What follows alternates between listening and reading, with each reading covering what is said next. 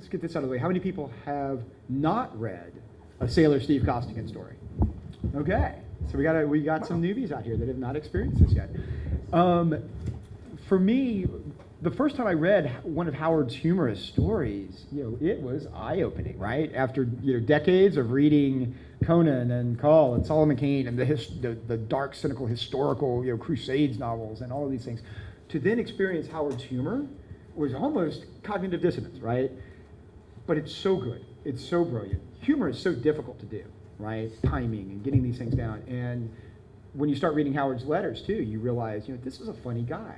Where's this like dark, brooding loner that the camp was writing about in the introductions that I grew up reading, in the Lancers of the Aces, He's actually a really, really funny guy. His humor is very cynical, dry wit, and with a lot of social commentary often in there. And you get that.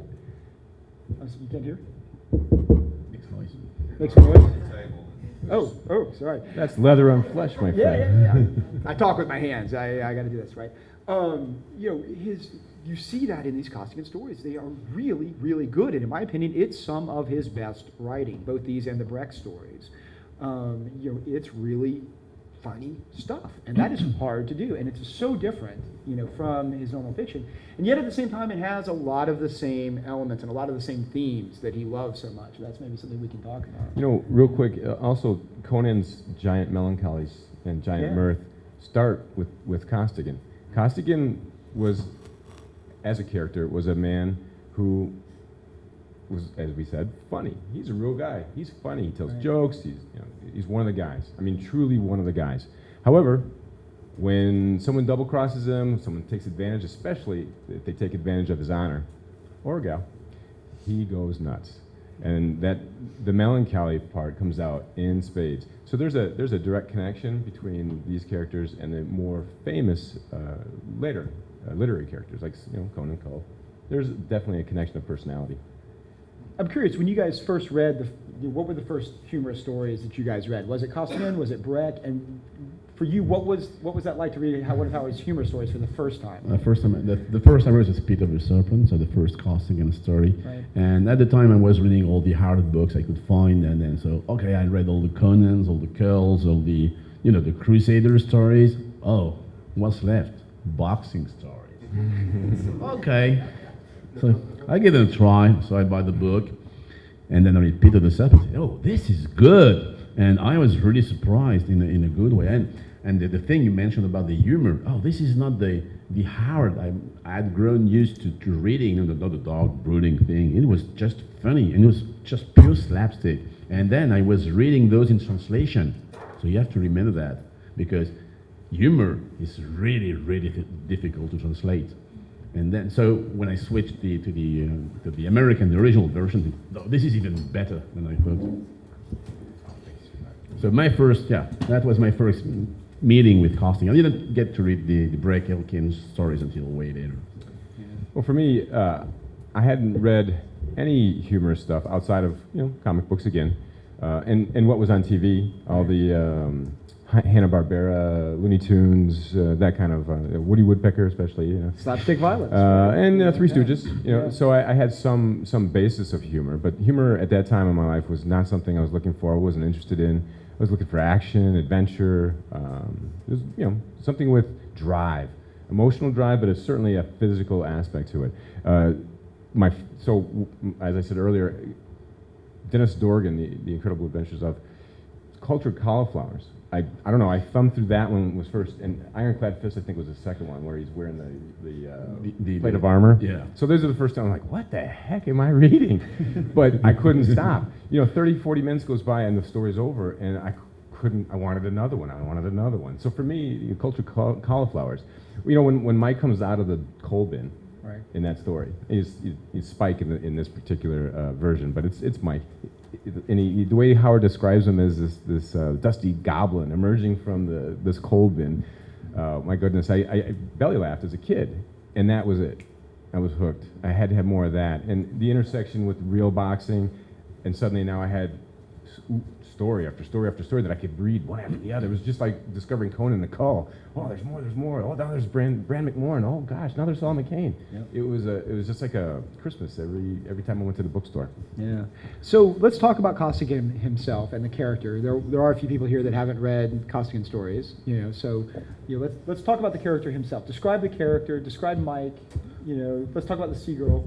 I would like to talk about the way he was created, because I think this is very interesting. That's a good way to segue into it. Yeah. When we mention how people say, oh, he would write to his correspondence. Oh, Conan, he was this guy. He just created just like that. He just appeared to me and started writing the story. So it just comes naturally to me. I don't know why. They arrive fully clothed. Don't remember the exact phrases he used. Fully formed, something like that.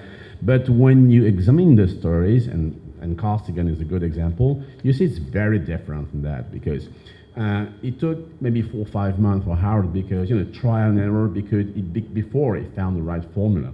He wrote many stories about this Steve Costigan, Mike Costigan, so there was several name variation until he wrote Peter the Serpent, and this one clicked. But if you read Peter the Serpent, if you know Costigan, you expect to find the seagull and the old man and Mike, and they are not in that first tale. So it took him another couple tales before he got the whole crew and the seagull and the dog, and before the series was really fully formed. The first few tales are really experimental in nature. The very first one is Blue River Blues, which has come to us in complete form, and it's very different from the Costigan we know with the crew, the seagull, and so on. So it took him at least a few weeks before he had all the elements that made the story click and the character click. So I think this is very interesting. Yeah.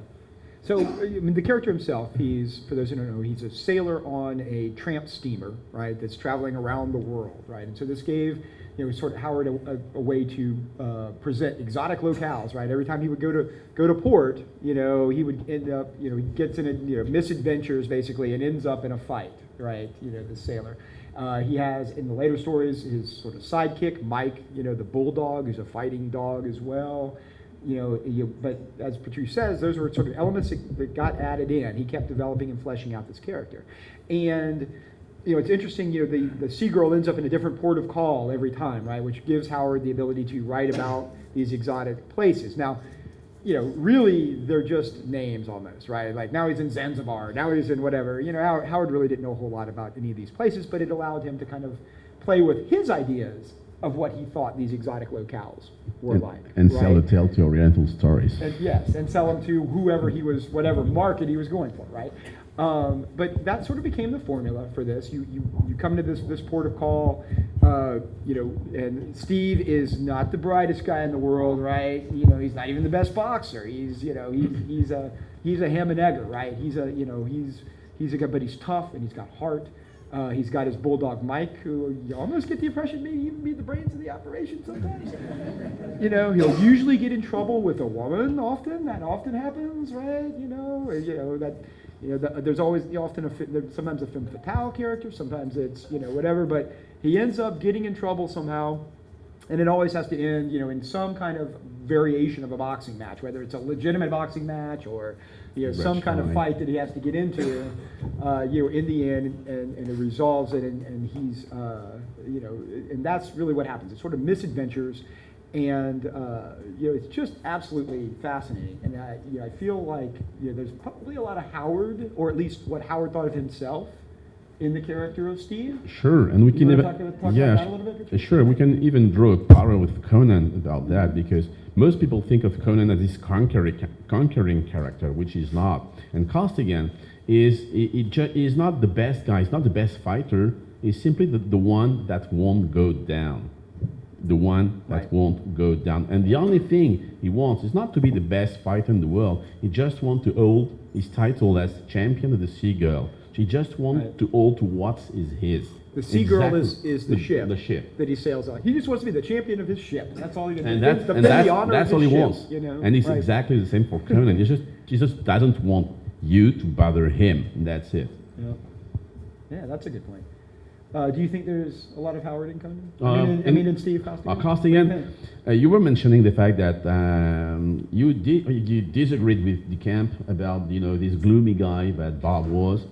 Not necessarily disagree. I think that No, I wanted to think say that guy was there sometimes. I wanted to say agreed with DeCamp, so that would be. Right. Yes. Do Yeah, I disagree it's with on Camp? film. It's on Yes, film. I disagree with But, Camp. That's We all supposed to know be that. a softball question, Yes. Jeff. Yeah. Okay. As Bob- usual, I overthought it. Go ahead. Bob wrote something, I think around 60 funny stories, between the boxing stories and the Break Elkin stories. That's about 60 stories, so maybe 20% of his output. The thing is, the common point between the Break Elkins and the Costigan stories for me is that they all relate to family. It's obvious when you read the Break Elkin stories because you have Mom and Pop and his brother and his sisters and his cousin. It's all about family. In the Steve Costigan stories, it's not obviously about family, but I think it is deep down because he is on the ship with the old man, and the old man is his old man in a way. So it's his father. And what is the sea girl? It's a girl. It's the mom. It's the place where they all live. So she's a she. A girl. The ship in English is she. It's not it. The seagull is. Had a rough evening. Thank you. The seagull is at the same time the ship and the mother because it belongs to the old man. And you have the dog. And Mike is of course Bob's dog called Patrice. So you kind of have a weird disguised family in all those stories. And I think it's very telling that all the humor tales Bob wrote were about family. And if you remove the family from the equation, what you get is Conan and Cole and the Crusaders, and at the end everyone dies. Chris, why don't you talk about Mike? Let's talk about Mike. Okay. And the relationship with the man and his dog, right? You wanted to say something? That's okay. Yeah. So one of the most endearing things about the stories is the relationship that is discussed between Mike the Bulldog, his best friend, the fightingest dog in the Asiatics. This dog is just one in a long line of characters, canine characters in all the stories. I can go back, and I have, in volume 1 over there, you can see that one of the first dogs that shows up in the boxing stories is Jazzbo. And Jazzbo is a dog that a very tough boxer named Bill Buckner, who is that one? No, it's not the Fighting Fury. It's Which one is that? it's in the volume 1. Yeah. Yes, So volume 1. Jazzbo is this dog, who's a counter opposite to this very tough boxer. And people are trying to use this boxer, and they're trying to motivate this boxer, but he's got such a nice heart, this boxer. And Jazzbo is this cringing, kind of whiny dog, but was completely devoted to this boxer. And this boxer really didn't want to box. He wanted to open up a hot dog stand, and just be with his dog. But he ended up going from piney woods all the way up to Canada as a person who worked in lumber. And he fought a lot of French Canadians, which was a big motif in Howard's boxing stories, because these are legendary tough guys, these French Canadians. And one of them decides that he's had enough of Jazzbo, and he's had enough of just about anybody, and he hauls off and kicks Jazzbo.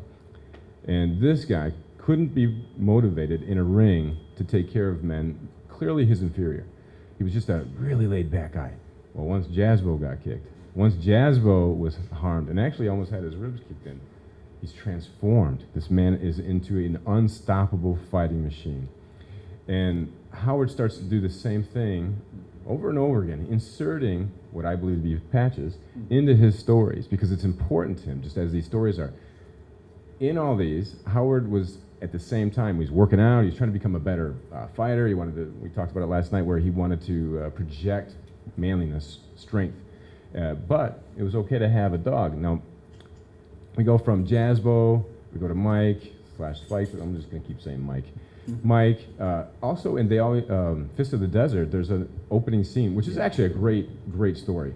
It opens up with another Iron Man, but we don't know yet until this mean pug of a boxer decides he's going to kick this dog who had come looking for some scraps, or just a pet on the head. And this man is transformed. Again, he was quiet, he was letting things unfold, and he was willing to put up with the anger and just plain meanness, cussedness of these two guys that were at this train station. But once they harmed the dog, all hell breaks loose. This man takes apart a really good professional boxer. I mean, he takes him apart. He does so because of his love for his dog, or in this case, a dog. Honor is sticking by your friend. And Mike was Steve Costigan's friend. And anyone who's had a dog, and I'm sure most of you had, you love them. And after a while, they become really important to you, very special. In volume 3, there's a section where I point out Doc Howard's recollection of Robert E. Howard and his dog Patrice. And it's in the letter, and he says, he had him since he was 12 years old. He had him for a total of 12 years.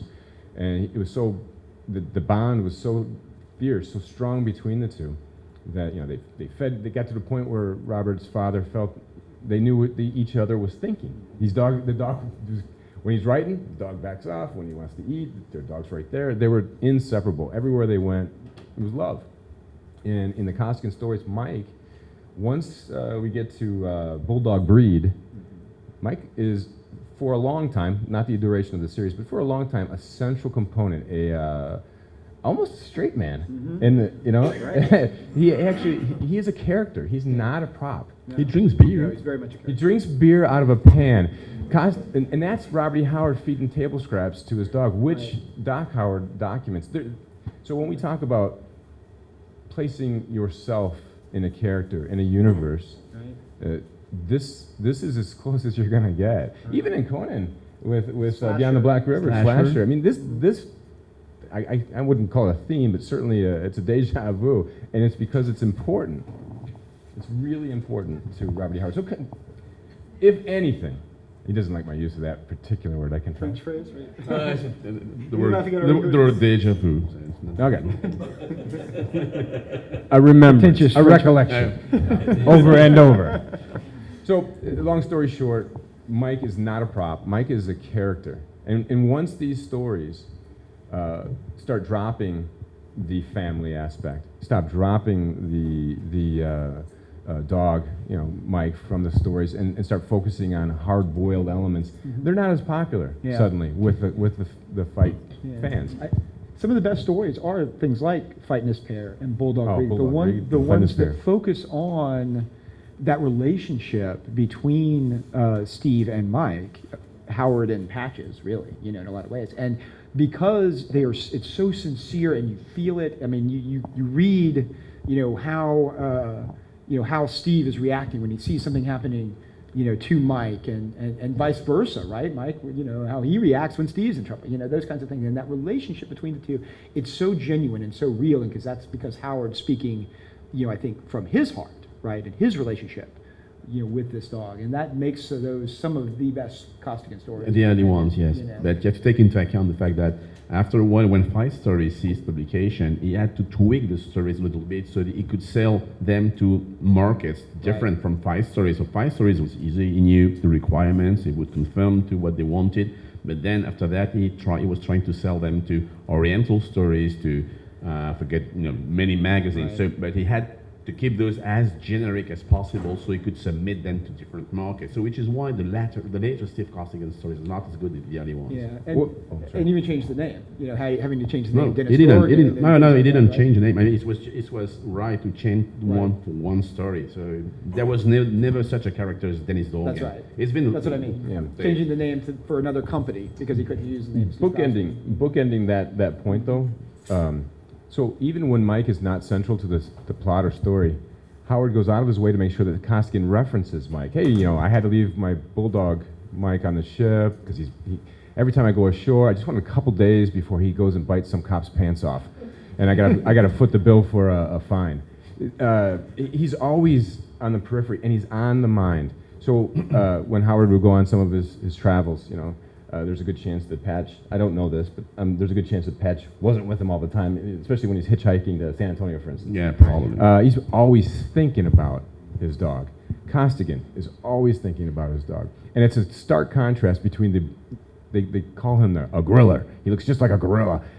He's such an imposing looking man, scarred, fierce, hairy. He's the antithesis of the book learned scholar look, and Howard distinctly describes in these terms, so that there is a contrast and separation, and then we can talk about that later because that's intentional too, and it's throughout his entire work. But Mike is always on his mind, always, and that adds an element, that is, I think, almost like a key ingredient in a really good dish that you're going to serve to the family. The food is good until you add the secret grandma's ingredient, and then in this case, it is Mike. So, every one of these stories ends in a fight, right? Let's talk about that. You said Steve's not a great boxer, right? Howard wrote. He's a great fighter. He's a great fighter, right? But is he even a great fighter? Or is he just a great Iron Man? He is a great Iron Man. And let's talk about that a little bit. But yet he does always find, you got to have the protagonist win, right? So even when he's fighting somebody that on paper should be far better than him, a Tiger Valois or Valois. French sucks. Right, my French does suck. I think in one of the stories he says, "You're not defeated until you admit defeat," something like that. Yeah. And I guess that would sum up the essence of Costigan. He's not a great fighter, but he simply won't go down. He won't go down. He doesn't quit. Tire. He never quits, right? So often, I might say that he's a great fighter only because when it comes to rough and tumble, he becomes extremely confident. Right. When it comes to, all right, now we're out of the ring, and I don't have to worry about the civilized, finer science aspects of the sport. I'm king, champion of the forecastle, places where Pit of the Serpent, where they're in rules are kind of tossed out the window. With regard to the Iron Man aspect of it, I mean, with Howard looking through this particular lens, the Iron Man is a construct of, not of his, but one in his fiction it is, but they're from real life examples. These are real people. He does do exactly what Jeff and Patrice say. He outlasts better fighters. Better fighters, better boxers. He outlasts them, and in fact, against Tiger Valois. Tiger Valois is the champion of the French Navy, right? And he's a sure bet, says Costigan, to win the title. And in this story, Tiger Valois essentially cuts him up bad, just slices him up. And of course, there's a reference to Mike fighting a Alaskan sled dog up in the far north and getting sliced up in the same way, but Mike would never quit. And he's telling about Mike's story, and he finds a way through his dog to rise up for a reason. He wants to do one for the old fight and breed. And what happens is not so much that he's better than Tiger Valois. In fact, he really isn't. Tiger Valois, like many other characters throughout the story that are in opposition to Steve, who are better, they start to get sick to their stomachs. I don't really want to be here. So they're beating themselves. He's exerting will. And you can see that in modern boxing today. You can in MMA, you see the lesser fighters exert their will. Things go really well for certain boxers, and Howard's really good at capturing the essence of boxing and mixed martial arts in a way. He has really astute sense of manliness, and there's more than one way to win a fight. I'm never going to be the champ. I'm never going to have a Larry Holmes jab. I'm never going to have these real scientific moving and shifting, but I do have this, and I'm going to play this card when it counts, and he does. And even if you know you're going to lose, even if defeat is certain, you still don't quit. You go down fighting, and this is a concept that he takes from boxing, and you see it in all of his stories, right? All of his characters, even you're faced with absolute, we're going to die, but we're going to go down every bit fighting to the very bitter end as we go down with a bloody frothing curse on my lips, as I land that last blow before I'm gone, right? That is the essence of Howard's writing, right? This idea of this struggle, primal, visceral struggle for survival, right? And he gets that from boxing, right? And he takes that, and you see it with Steve, you see it with Conan, you see it with all of these other characters, right? That is part of Howard's belief in, humanity's place in a nihilistic universe, right? There may not be any hope, but it's all about the struggle, in life, the struggle to survive, the struggle to outlast, right? That is kind of the essence of, I think, how Howard even approaches humanity and what our role should be and what he admires in humanity, right? That struggle for survival, and it comes from boxing. One thing we haven't discussed yet is the fact that these are first-person narratives, and so I think that's very important in the way it carries the humor of the stories, because he is the most unreliable character ever. Yeah, he would not be a reliable witness. He's an unreliable. Let me tell you how it really happened. I had this light breakfast, 4 pancakes, 7 eggs, and whatever. Oh, Texas Fish. Yes. Most of these stories have 2 or 3 scenes per story where you can just instantly say a few words. Not forget full sentences. A few words. Oh yeah, you mean Texas Fish. Oh yeah, you mean Watford Law. They're that good. Yeah. That's why we're here today. They're that good. They're that fun. One of the things I wanted to say real quick though, there's a lot of great writers who talked about boxing or wrote about boxing, and one of the things I've been doing is reading those stories for about 10 or 15 years now, and some of them are truly great. And I would say from that era, the best would probably, for me, would be London. Yeah. And you've got Sir Arthur Conan Doyle, Croxy Master, and there's a number of really famous writers who wrote about boxing. One thing that's different. So Howard wrote in that style too, successfully.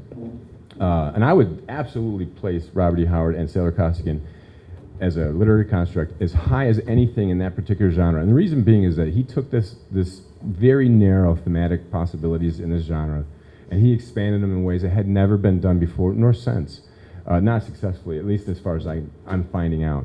I mean, we talk about sword and sorcery and Robert E. Howard's. In fact, you guys are going to do this later on, and these are all things that you should be talking about. But he did it before that already. He had already done it. He had taken something and made something new out of it, and he did it successfully. And he did it on the fly, and he did it fast, and he did it with creativity and a sense of self.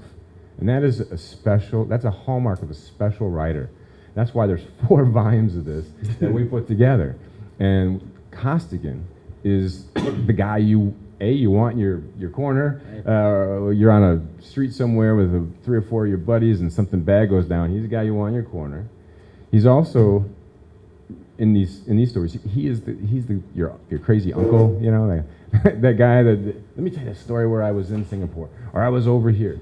He's your crazy uncle who's done all these wild things, and he embellishes it, yes, but that's part of the story. Right. That's part of the story. Yeah. Howard did this. He made something new for us, and it lasts today. There was something I wanted to add. It relates once again to the Conan stories. When you read the Conan story and this guy is a Turanian, you don't need to look up a dictionary or whatever to know what a Turanian looks like, because it's obvious. And I think that's one of the great things about the Conan tales, is that it's a made-up universe, but you don't need to have a dictionary, a reference to whatever, to get the story, to get what the character is, looks like, whatever. In the Costigan stories, it's the exact same thing, because the humor comes from the first-person thing, and it also comes from stereotyping. Yeah. Because Stereotyping. when he's fighting against the Swedish guy has this Swedish thing. I don't know how to do that, and I ban very happy or whatever. I've been Swedish, yeah. My girlfriend Sigrida. She said he should be the champ. Yeah. Right. So put up your dukes. Yeah. Exactly. So when he goes to Texas, everyone has a 10-gallon hat and they eat 17 eggs for morning or whatever. And it's the exact same thing, because it's playing on stereotype. Right. He's using stereotypes sort of as placeholders. Kind of shorthand. Shorthand, exactly. Yeah. For characters, because stereotypes, whether accurate or not, whether harmful or not, they were instant symbols that the audience can see and instantly fills in a number of characteristics, and most of those readers are going to fill in those same characteristics because they're familiar with these same stereotypes. Which helps them keep down the word count, Helps which keep the word was count, absolutely essential by the editors. So that's part of it, but also built into that is humor, right? This is a period, of course, again, context, right? Early 20th century, when you're having all these periods of immigration into the United States and lots of different ethnicities coming in and mixing and all of that. I'm a Frenchman, Jerry Lewis. They are still, I think, nothing to do with... We still make Jerry Lewis jokes, and Patrice has no idea who Jerry Lewis is, right? So it doesn't matter whether stereotypes are true or not for the purposes of storytelling right here. They are shorthand for concepts, right? Concepts about different kinds of people, and people were making fun of each other's different cultures and characteristics during this time. And that was a big part of humor, and that's what he was making use of. The other part of humor, and you touched on this, is exaggeration, right, and embellishment. This is something that comes out of Western humor and frontier humor that Howard was making use of. If you go back and look at things like the Davy Crockett Almanacs and things like that in the 19th century, a lot of the humor on the frontier in those days that he would have been hearing here in Texas from people telling funny stories. It was all about exaggeration. Everything's bigger and bolder, right? It's also violent, right? You go back and read a lot of the almanacs and the humorous account and stories from the frontier. It's all about violence. People are laughing at violent things happening to people, right? Getting eaten by bears or having rough and tumble fights and gouging people's eyes out and those kinds of things. For people that were living on the frontier, living in a violent world, living on that liminal space between civilization and barbarism, right, on the frontier, and seeing people dying all the time, death was very real and tough. You laughed at that. That was the way you dealt with it, right? And so that frontier humor, that slapstick, we call it slapstick violence, right? Burlesque. It was coming out of very, a very long tradition of frontier humor that Howard was making use of. It's a little more obvious in the Brecht stories that are Western humor, but that's what's going on here as well in the Costigan stories, right? It's the humor, laughing at violence, laughing at finding things that if it was done in a straight story would be horrific. But here in this context, this is funny. We're laughing at the sort of the violent nature of humanity. We're going to run out of time here in a second, Yeah, and I wanted to talk about masculinity, but you know what? Well, I don't really think there's time to do it justice. Okay. What I will say is that last night we talked about John L. Sullivan, Sailor Tom Sharkey. Part of these 4 volumes is to provide people who aren't familiar with boxing a reason why Howard was so interested. Sullivan wasn't just a boxer; he was a cultural icon. A person who set the manly example. In fact, the heavyweight champion of the world was considered the pinnacle of human achievement.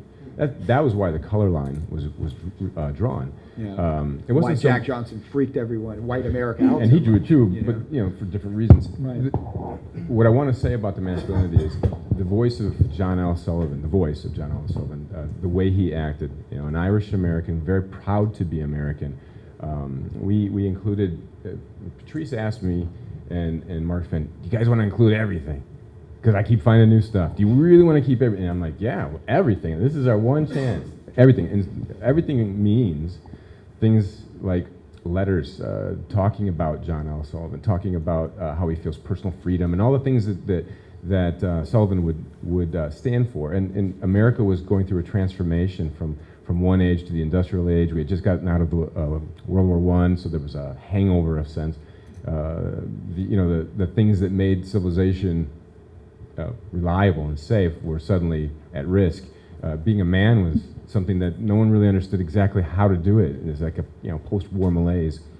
And Sullivan and Sharkey, these guys from the golden age of boxing provided, in baseball, probably even maybe more baseball, Babe Ruth, they provided an example for men who were trying to find their way in this new world.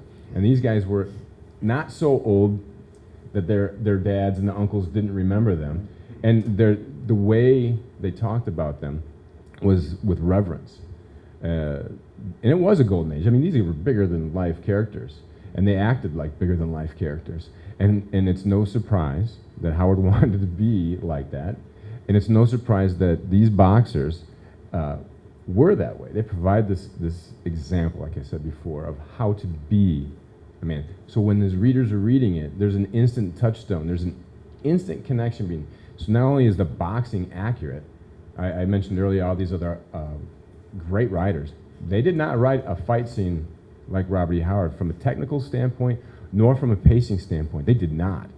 And I've been making a case for many years that Howard's one of the very best writers of boxing. And boxing's rich with themes anyhow, that inside and outside the ring. Right. So we're talking about an opportunity for you all to be able to read stories that mattered to the people who wrote them, not just a way to get cash. I mean, Costigan as a character oftentimes literally just wants to see who's the best man. I looked at that fella, I didn't get my, 7 or 8 stories, he doesn't even get the money promised at the end of the fight, and he's okay with that. Yeah. Because by golly, he showed him who the best man was. Yeah. And that speaks to just about everybody from that generation. It may even speak to people nowadays about how important your honor is, your reputation, your honesty. And so this is a good opportunity. I'm glad it's the 90th birthday of Costigan, I guess you want to call it a birthday, because we get a chance to once again share what we all enjoy doing, and that's presenting these great, great stories. And there's a couple of things I want to do too. Is there anything else you want to say? Before we pitch out the questions, no, let's do it. Let's do. You want to do your questions thing. first? Why you don't wanna you do your thing first, then we'll do questions. So I'll need someone to hold this for me. All right. All right. So before I do, this is an opportunity for me. Really, when Patrice and I did this, I was included. I've been doing essays on Robert E. Howard boxing for a long time. I've been doing the research, doing the footwork, and I was really happy to be included in this series. So much so that I think it's, you know what, is it because I like him so much? Is that why? Yeah, sure. Yeah, I really love these stories. I love all of Robert E. Howard's work, okay? Even the stuff that's not that, technically great, but there's always something of fire and flame inside of it that just gets me going. But these particular stories are like best friends. I've been reading them since I've been 13 years old. I'm 48 now. And I wanted to do something special for Robert E. Howard. I wanted to do something special for Sailor Steve Costigan. I wanted to do something special for Project Pride and that museum over there. So I went ahead and commissioned some things. I'm going to read 2 things real quick, and then I'm going to unveil what I've done. This might seem a little much to all of you, but for me, it's a satisfying, I wouldn't call it conclusion. This particular chapter The end of of the our first work. chapter. There you go. Into round 1. So we're wearing shirts, and these shirts have a sketch on them. Sailor Steve Costigan, as done by Thomas Jennings, Gary Jennings' brother, who also did a really nice Costigan painting. Beautiful. Anyhow, and on the back is Samuel Dillon's rendering of Mike the Bulldog. Okay? These stories are going to go with me to the grave. That's how so great they are. But I want to read something. This sketch is the, I think, 2nd volume. So Thomas Gianni did the cover for all these. I'm going to read you. I asked him, I commissioned a piece of work. And I asked, can I have your piece of work on there because you were part of something truly special to Robert E. Howard studies. And he said, absolutely. So I asked him and a guy named Sam Dillon what it meant to paint these things and what it meant to be on this, what I'm about to unveil. And here's what Thomas says. It was a privilege and a pleasure to create that work. I felt honored to be chosen to paint it. It being the first in the Fist of Iron books to feature Sailor Steve, I tried my best to make it an iconic image. While I was happy with how it turned out and thrilled to see it in print, for me it soon represented more than just a book cover. Now we talked earlier about all the things that make Sailor Steve Costigan special. That's determination, courage in the face of daunting odds. Well, this guy here, Thomas Gianni, he represents all those things, and this a connection between a character, the intent of an author, and the output, which you see right in front of you, all coming together at the same time. Perfect storm. An unfortunate reason. This painting was done between 2 very serious cancer surgeries. It took all my strength of arm and heart and brain to face and recover from those surgeries. The painting hangs in my dining room, and when I look at it now, it has transcended its original purpose as a book cover. It represents my struggle and my defiance with the challenges that face me. I am going into my 7th year fighting this terrible disease. When I falter, when I get scared and feeling like I'm losing the battle, I have but to look at that painting to give me strength again. Thank you so much for letting me paint it. Thomas Gianni. Samuel Dillon says of his Mike the Bulldog and a few other sketches that he provided for what I'm about to unveil. He says, it was an absolute honor to be asked to provide sketches for the championship belt.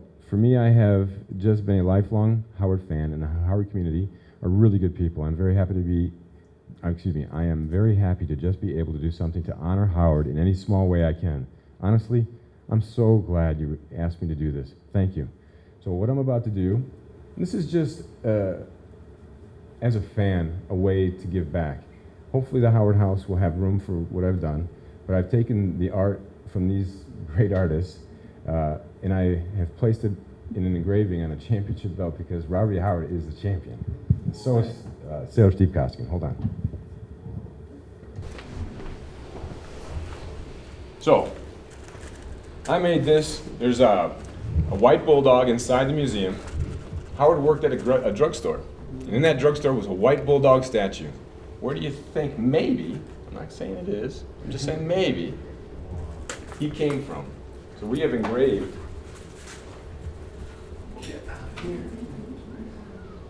So if you look closely, and please do, come on up, or I'm going to leave it up here. Please look. There are Mike the Bulldog to the right, Sailor Steve Costigan in the middle, the Sea Girl on the left, a sketch of Costigan after a fight, and on the right, Mark Finn and I have been friends for a very long time, and we've punched each other in jest and fun, and people have taken photos of us posing as boxers. And the last, almost a Rocky-esque fight scene where two guys they punch each other last and they go out. So at the very far right, if you tilt it right, you can see he and I, the picture, they engraved it for us. It's a part of this. I can't imagine a better way to end this 90th than saying, hey, you're not just champ of the Sea Girl anymore. You're champion of the boxing stories, period. So there you go, guys.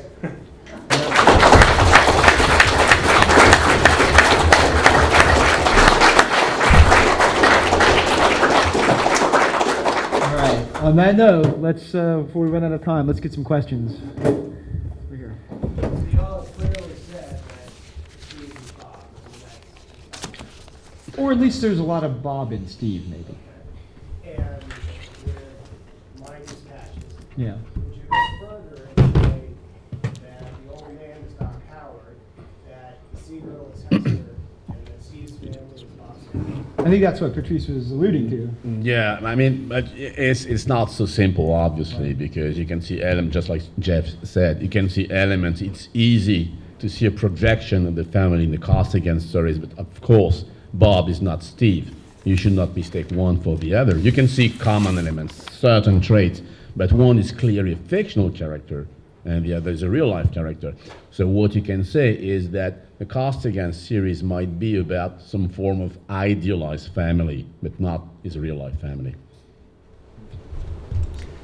Somebody in the room, it may have been in David's book, had a statement about the boxing stories that when Howard was writing them and one editor moved to another magazine, he created Dorgan, that Robert E. Howard didn't realize that everybody in New York who was surrounding boxing, a journalist reporting on it, that they were all reading his stuff and loving it. Mark Finn's book. Okay, is that from Mark? Is that true? I thought that was an amazing. I mean, is there an element? Is that a conjecture? I'm going to impersonate Rob Ream for a while. Do you have a source of that? Yeah. I don't think we know that. Yeah, I'm not sure where that came from. Do you know where Mark got that from, Chris? I'd have to see exactly We need Mark what he here. said. I'd have to see Should I exactly call what him? it You want me to said. give him a call? We can see if Yeah. we can get him on the Sure, phone. It's gonna fall. I don't know where that comes from, really. I don't think I know about it. Yeah, I'm not sure. Do me a favor, can you restate the question, maybe in a different way that it'll trigger my memory? Yeah, I quoted them from Mark's book. I Yeah. was talking about the Costigan stories. And what Mark had said was that Howard never knew that some of the world-class sports writers and boxing writers in New York were huge fans of the Costigan stories. You know, I do recall this There now. is, yeah, that does He sound did familiar. say, he Okay, did say, right. and I think he cites it in there where he got Yeah. that from. I don't know the citation for it, okay, and you might want to just give him an email. He'll absolutely, or Facebook him. He'll I mean, reply. Keep in mind, those guys would have been reading fight stories. Oh, he did You know? mention though that the publishers, Right. the sports writers themselves, like as you said, were fans, and I think it was because it was about the distribution of the magazine, Right. and that I think. But did he say for sure that they did, or that it was a likelihood that they did? Yeah, I can't remember. He said it pretty firmly. It sounded pretty Yeah. solid to me. Well, I'll tell you. What I took away from it is it's kind of sad that Howard never knew this. Yeah. It would have been great if he knew it. But Mark doesn't cite it by footnote. He gives a general bibliography, where he. That may be a question for later. We'll have to track that one down. Yeah. More questions? All right. Well, I'll follow up real quick though. Okay. So the editor, they were editing other magazines at the same time too. Okay, and they spoke amongst themselves. Yeah. And the circulation numbers would suggest that more than a few people were reading them. Oh, I'm sure. Okay. So my guess is, without talking to him, that we'll have to dig up the actual quote in source. Yeah, we can ask Mark. But Yeah. yeah, Yeah. it's there, so we can look. Yeah. There's a question over here. Where can I get the Costigan shirt? I made these. Excuse me, but have you read the Costigan stories? Deja vu, right? Very good. I made these specifically for 6 people. My son in the back, stand up, Max, please. Jeff's son, Alex, Who's 'cause still they're gonna be- sleeping, I think. they're going to help sell some things for me, and he's repping his dad's interests. Yeah. And Mark, Patrice, Jeff, and myself, because of our tireless work, really, promoting these stories. And I thought, what better way than just a little solidarity for an hour, and a keepsake, something that the inner circle, so to speak, can look back fondly on years from now and go, that's pretty cool. In other words, honor over profit. Yes. Exactly. There you go. Thank you. That's exactly right. Thanks, Keith. All right, more questions. Yes, sir. Statement than a question, but I came at Howard the opposite way of most people, so like horror stories, oriental stories, then Steve Costigan, then Conan in my 20s. And I honestly think what sets Conan apart from all because it was just a saturation of Conan-esque stuff, is Steve Costigan. At the end he'll be wrestling and pull his arm out, break a rib, but he keeps going. It's not just this superhero who can cut anything down, he gets beaten up. Oh, he's very real in that sense, yes. But even so, it's just a limiting factor, and he just rolls with it, right? Yeah. In Texas Fist, which we mentioned earlier, he gets shot right through the arm, and him and the guy he's fighting, which are really good friends, they both get shot, and they dispose of the bad guy, and they cheerfully turn to each other and like, well, let's continue this. I mean, you're hurt, I'm hurt. Let's just find out who the best man is. They're both hurt. And it's fair that way because he's hurt and I'm hurt. So let's move it forward. Yeah, very good observation, sir. Yeah. More questions. We have time for Who's- one or two more One or two, questions. yeah. Okay. This point's kind of obvious, but the whole concept of the Iron Man, which carried over from the Costigan stories, when he has called, fighting the Serpent Men, and the phrase is something like, he fought in the Atlantean way, which greets death to deliver death or something, and Conan doing the same thing. I mean, that's Costigan. I mean, he's an Iron Man, Yeah. just taking it. Yeah, he invites, so that style of fighting is, it's inviting death to deal death. And John L. Sullivan is described as a chest-to-chest fighter. Okay? Yeah. And the Iron Man is a chest-to-chest fighter, and for a lot of reasons, and this is what I really kind of want to get into, but it's okay. I'll paraphrase, and what the paraphrase is this, is that the science, which represents the civilization, the science of that sport, right, of fighting, thrown to the wayside. The Iron Man embraces the primitive, the atavistic elements, okay? And in such a way as to not be in opposition so much as to be a catalyst between the two, the cleansing agent of the past, I call it, versus the inevitability of progress. Okay, and these guys are shadows, remnants, atavistic agents of the cleaner time. Okay, and so in the boxing ring is where we first really kind of see these things popping up, at least in publication.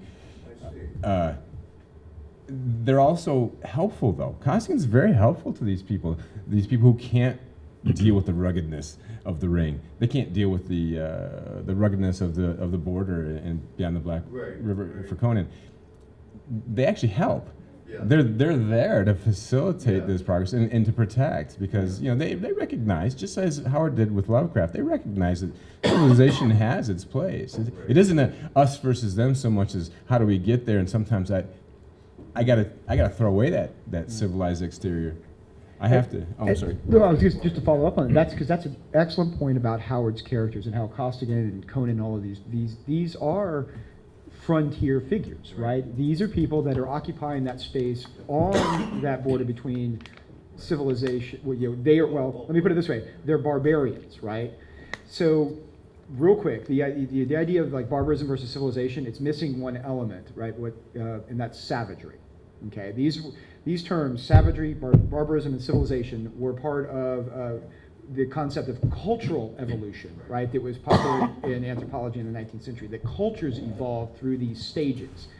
You're a savage, then you become a barbarian, then you become civilized, right? And so his barbarian characters, right? When he talks about barbarism being the natural state, it's that point of equilibrium between the two extremes of savagery on the one hand and civilization on the other. Barbarism's in the middle. His characters are barbarians. They're the ones occupying that space between those two. Costigan is one of these characters, right? He occupies that space. He's able to be an agent of both, right? Both of these sides, because they can operate in that space in between. They can survive, in that place. Conan's the one that survives in Beyond the Black River, right? Because he can operate between the world of the Picts and the world of the Aquilonians. Costigan survives, because he operates in that world between the primal, violence and savagery of the ring, and then the people outside of the ring that he's trying to help, right? That's what Howard's characters are. They're the frontiersmen, right, operating on that border between those two extremes. And I think that's what's going on. That's a great point. We didn't even get to do the world building. I know. Next time. Next time. All right, I guess we're pretty much out of time. Thank you all so much for coming out for this, and hope you have a great Howard Days. Thanks.